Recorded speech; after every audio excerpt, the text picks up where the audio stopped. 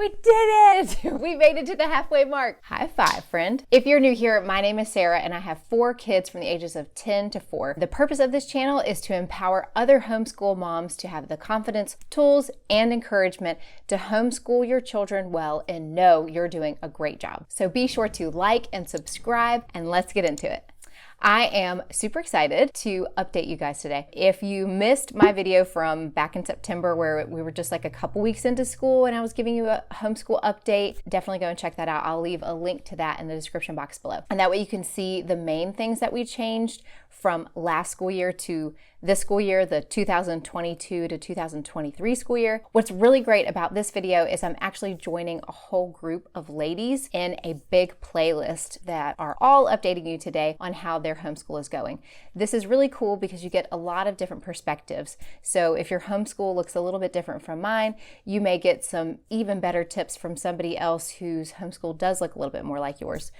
Or of course, there just might be different ways that each of us do things that might inspire you and give you new ideas on how maybe you could make some changes in your homeschool to make it that much more efficient, productive, pleasant, all those things. So a big shout out to Devine over at Calm in the Chaos Homeschool. She's an awesome mom to 4 who shares all about her homeschooling experience, including curriculum flip-throughs and reviews. So definitely go and check out her channel. And also to Shauna over at Homegrown Homeschool. She's also a mom of 4 kids ranging from ages 1 to 18. And she talks all about the struggles and successes of homeschool and motherhood and shares so many wonderful tips. So definitely go and check out her channel as well. So this is a great opportunity to hear from a bunch of different homeschooling moms, so definitely take advantage of that and click on the playlist link that I will pop up at the end of this video and you can check out their videos next.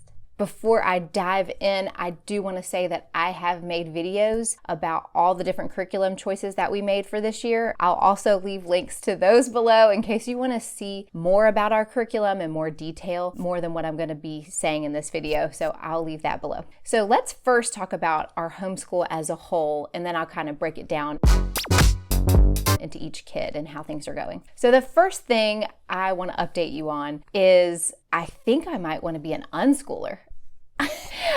If you haven't heard of unschooling before, I don't know that I even fully understand it. So if you are an unschooler and I am defining this incorrectly, forgive me and correct me in the comments below. Basically, instead of going by a curriculum, you're having the kids let you know what their interests are and you're sort of following those more so than a curriculum. Is that right? The more that I hear people talk about this, the more I think that that's probably the whole cool point about homeschooling is that you don't have to do what anybody else is doing. You can do whatever you want to do. So I'm really liking that. Now, I am one that feels a little bit nervous about that. I am like a box checker. So I like to know that they are accomplishing things that they should be for their age.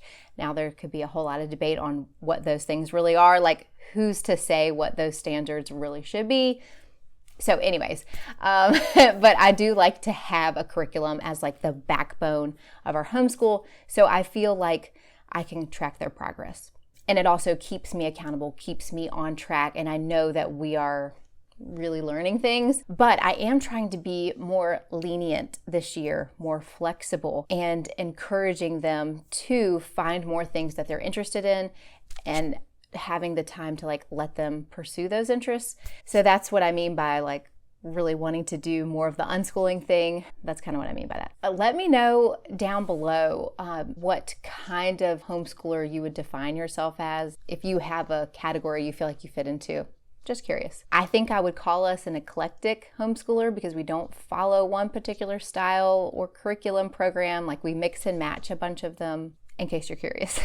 The second thing I want to update you on is that we have changed what history we're using, and we just did this a month ago, which is really crazy for me. If I get a curriculum, we're gonna finish that puppy, or we're gonna use that all year. If you've heard of the Tuttle twins, they're awesome. If you haven't, I'll leave a link below to their website, but basically it is children's books all about principles of freedom and teaching kids about economics and government. And it breaks it down into such an easy way to understand that even the kids can get on board with it. But I'll tell you, I have learned a lot from those books as an adult. Oh man, they're good. So the Tuttle twins came out with a history book last year. And so I purchased that, but we had already made our curriculum choices for the year. So I was like, oh, maybe we'll get to this eventually. So anyways, I finally decided a month ago, I was like, all right, let's set aside our other history curriculums for now. And after breakfast and devotions, we all sit down on the couch and we read this history book together. And it is about American history. It starts back in the 1200s. And it gives you this world history view, because obviously people came from other countries to start America. So it's giving you that backstory and people's reasons why they even went out in search of new land, people's reasons why for starting the colonies that they did and fighting for certain types of government that they wanted to have, and self-government and freedom from the king and all these things. And so instead of it being a history book that I'm used to from public school, where it's just a list of facts and events and names, and you just memorize those things for a test and move on, it's giving you more of the why, which I feel like is the most important thing that you could study about history, is people's reasons for doing things. And the history book is written similar to the rest of the Tuttle twins short books, where it's about these twin brother and sister learning these things. So it's just a more relatable way to share this information with your kids rather than just reading some facts to them. And it really helps to put it into some context, which I feel like definitely helps with retention, but also just understanding, why do we need to learn history? I always wondered that. Why do we need to learn history? It's just grueling. But this book makes it make more sense of why we need to learn it and shows that importance to the kids. So highly, highly recommend this book. It's been awesome. We started a month ago and we're a third of the way through because it's just that good. So I will leave a link to that below. Would highly recommend you checking that out. The third update that I have for you is that we are working on a schedule change in our house. If you don't know, my husband and I run a wedding photography business here in Savannah, Georgia. And he's the photographer. I mean, that's his full-time gig is that. And he does other types of photography, but that's the main bread and butter for us. And I do a lot of the behind the scenes stuff, the scheduling and managing the emails, communicating with our clients and the books and stuff like that. So I really love that we get to do that together. And so if he's not shooting, he is able to work from home. And over Christmas break, he came to me and was like, I really would like to be more involved with homeschooling our kids, which is like music to my ears, right? Really? Because I'd love that.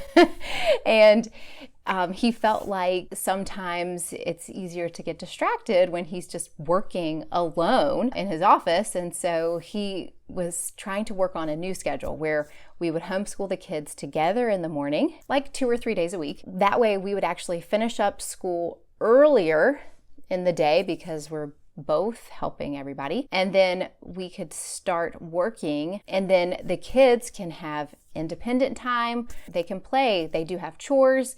And then we also give them an hour of iPad time or video game time every day. And then throwing in some TV time here and there, outside time. We kind of have made a list of ideas for them because I really hate it when kids say that they're bored. I'm like, oh, I got a lot of cleaning you can do. So we've tried to help them out by giving them a list of ideas of here's some things that you can do. There's 4 of them. They can all play and hang together. Don't need mom and dad to entertain them all afternoon. Am I right? And so we were like, we can get school done, we can do lunch, and then we can start working while they're playing. And if they need us, they can come get us. But the understanding is what we're trying to do is say, this is mommy and daddy's work time this afternoon. So as best you can, you guys just play. And we're in the house, so we're available if they need us. And we've got ears to hear if there's some trouble going on. So we are literally a week and a half into testing out the schedule. So it's brand new. I don't know if we will stick with it. I feel like pretty much our whole lives has just been figuring out the schedule, right? I'm sure you can relate. I mean, your kids go through different seasons. If you and your husband have changed jobs. Like, it's all just changing along the way, and you just kind of have to figure out how to adapt. But this time what we're trying to do instead of adapt is like be proactive. What do we want our schedule to look like? What's the ideal schedule where we can get the amount of work done that needs to get done, but also have really good quality family time where we're all together. And my husband just really wanted to be more involved with the homeschool time, which is awesome. So we are trying this out, and he was figuring that he could be more productive if he and I were working together in the afternoon. That way I'm like able to keep him accountable. It's less likely that he'd be distracted. Then we can kind of like bounce ideas off of each other more often than we normally get to. So I'm for it. I'm all about it. And I'm really thankful that he had that idea and wants to do that. And then like one day a week, he would have the whole day to just go and work, like go to a coffee shop or go out in the garage or something and just have time for just him to work. And then one day a week, I would also get to do that. So I'm sure I will do another update in a couple months and let you know kind of what our schedule has shaken out to be, how this has gone. The fourth update for you is about our behavior system called the STAR system. If you haven't seen me talk about that before, again, I'll leave a link below and you can check that video out too. But it's how we do like consequences and rewards in our homeschool. And we really started this like years ago, and for like the first year or two that we tried it, it did kind of fizzle out, and it's because I didn't do a good job tracking it. So if you saw my planning video this past summer, I said I am printing out a sheet where I'm going to track all of their stars on for each day and each day of the week, and then another where it's like a star bank is what I call it, where I'm tracking each week's worth and how much they spent at the Star Store each week. Every Friday we do the Star Store, and it's a little box of goodies that I've gathered from the Dollar Tree, so it's cheap for me, but like a big win for them, and they love it. If you want to know more about that system, definitely check out that video because it has worked really well for us, and the key for us having it still work at this point in the year is the fact that I have these sheets on our board, on our homeschool wall, where we're tracking everything, because it means so much more to them when they can see it. Before I had like a notebook in my desk, and I would sometimes forget, and they would definitely forget. So it kind of loses its potency. So since they can see it, it has a lot more power and meaning to them.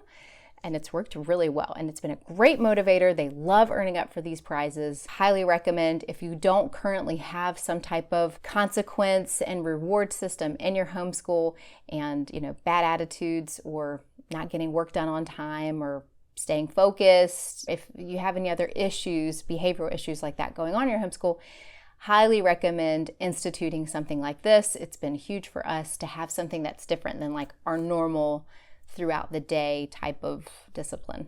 Okay, now just briefly go through each kid and kind of how they're doing this year and the updates on their curriculums. So for my oldest, he is 10, and he is actually doing the Ron Paul curriculum for history and loves it so much that even though I said, hey, we're gonna do Tuttle twins for a while, you can pause your other history, he was like, oh, that's okay. I'll just do both because he loves it.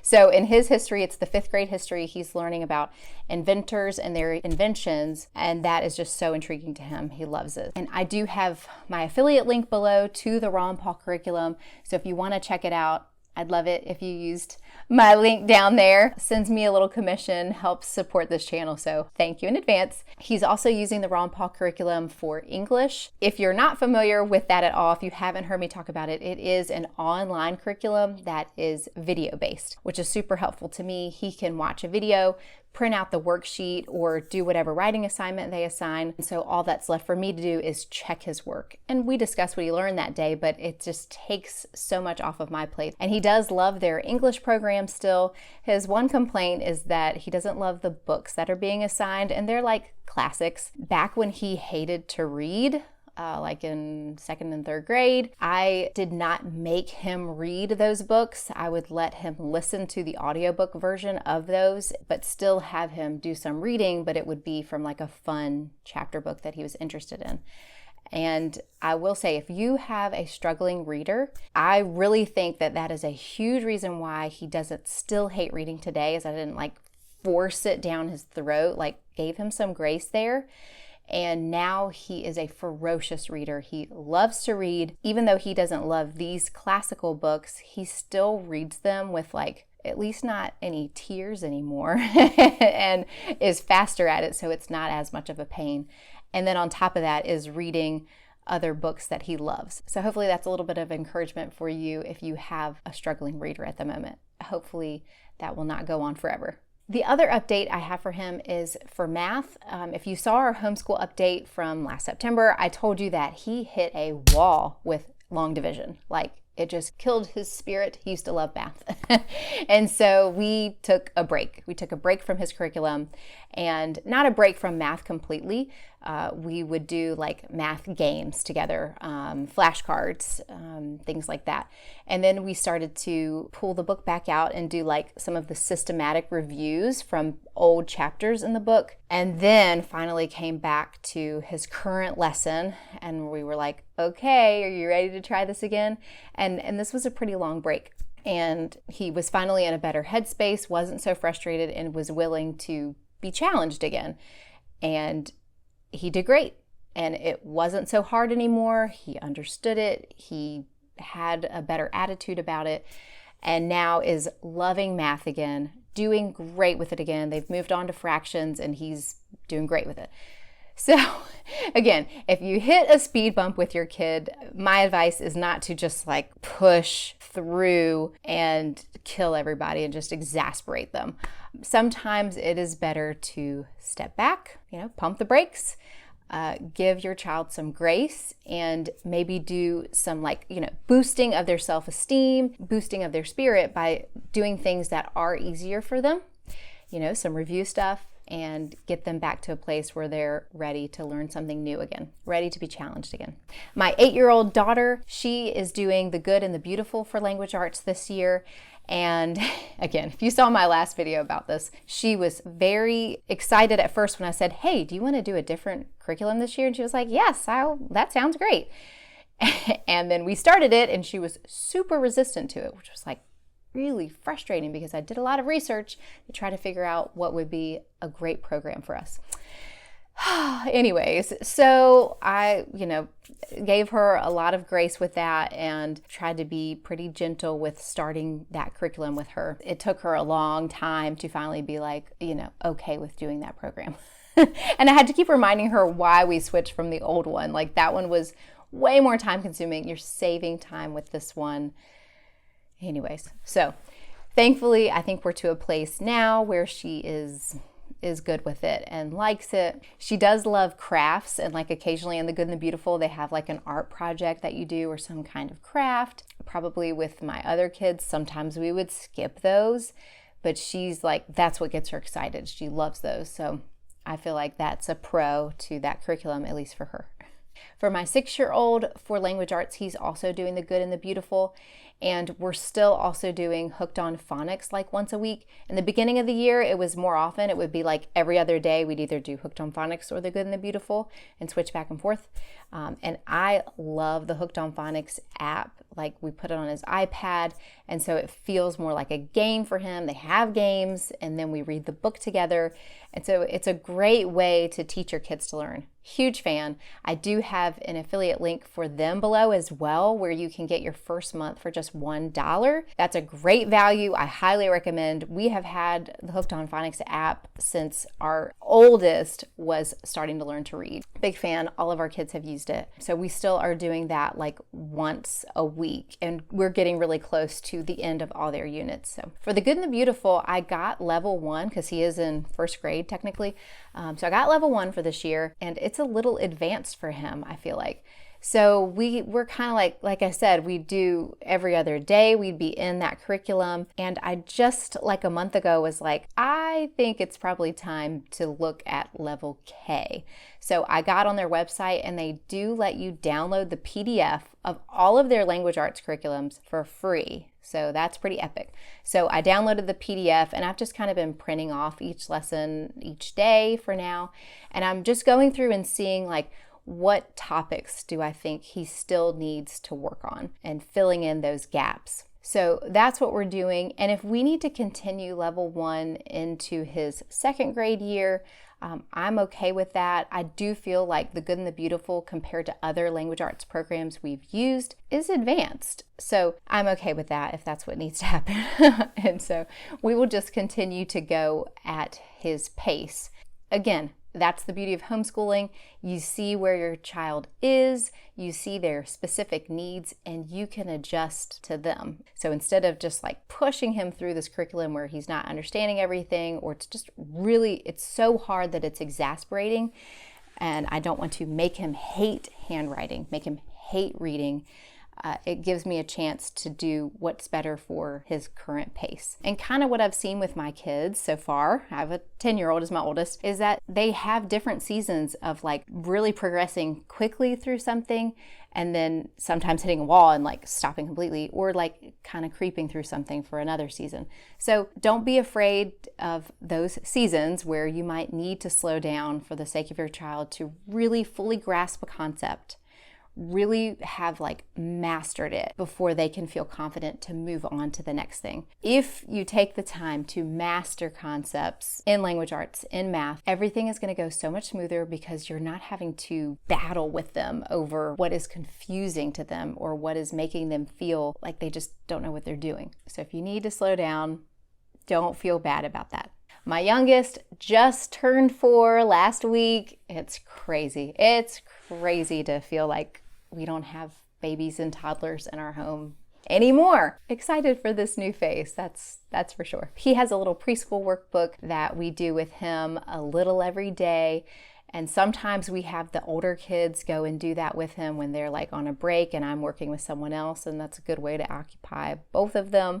And then other times when I need him to be occupied, I'll turn on a leapfrog video for them. They have so many videos now and they're really great, so educational. Like all of my kids have learned the alphabet and all the letter sounds from the Letter Factory from Leapfrog. So if you haven't seen these videos yet, I highly recommend them. They're great. And it's something that I don't have to feel bad about. Like, all right, I'm turning this on. It's keeping you from distracting everybody, but you're also learning. It's a win-win. I'd love to know how things are going for y'all this homeschool year. You've made it to that halfway mark. Pat yourself on the back. Thank you so much for joining me here today. If you're new here, I'd love to have you join this community. Hit that subscribe button below and hit that little bell so you don't miss another video. And if this video was helpful to you, hit that thumbs up. That really helps this video get seen by even more homeschool moms, and I super appreciate it. If you're looking for more encouragement, go ahead and click this playlist to see the rest of the moms and their homeschool updates for you, and I'll catch you in the next video. Bye.